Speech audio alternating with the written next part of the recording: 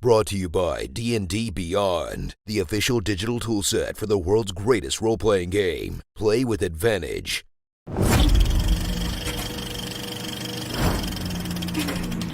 From a studio that didn't even make it through the 21st century comes Hollywood's best adaptation of a manga yet, which, to be fair, is a really low bar to clear.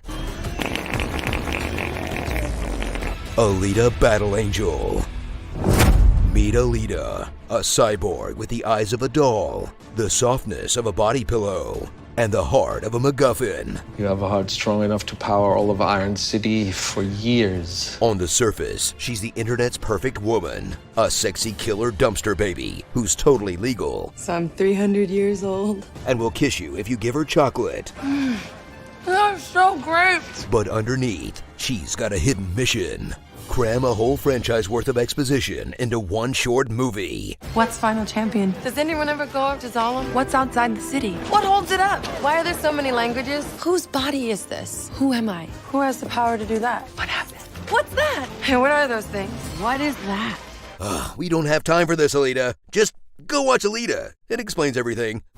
Prepare for a film set in the 2500s, made with the best technology of the 2010s, that still plays out like it never left the 90s, where everyone is really into X Games, as scene after scene of Motorball dominates the runtime, but always feels like a skippable minigame in a Final Fantasy. Nothing says cutting-edge future world like a rollerblade sesh with the boys.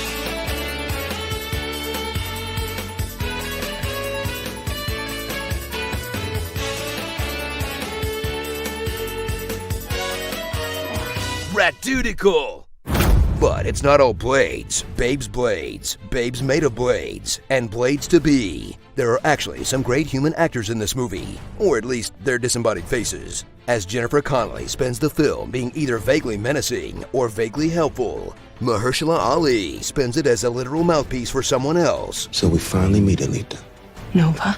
And Christoph Waltz does some heavy lifting by making the phrase Panzerkunst sound cool. The instinctive fighting technique you use is Panzerkunst. And some literal heavy lifting by convincing the audience he could control a giant rocket-powered hammer. Well, that's definitely how his assistant lost her arm, isn't it? So gear up for the passion project that was supposed to be James Cameron's opus, till he dumped 600 pages of notes on Robert Rodriguez and went off to make Avatar sequels instead, with a final product that blends awesome robot fighting, decades-old cyberpunk tropes, and suddenly ending on a shot of Ed Norton instead of bringing the story to a conclusion. Starring... Wait, we're gonna do that too? Oh, that's frustrating.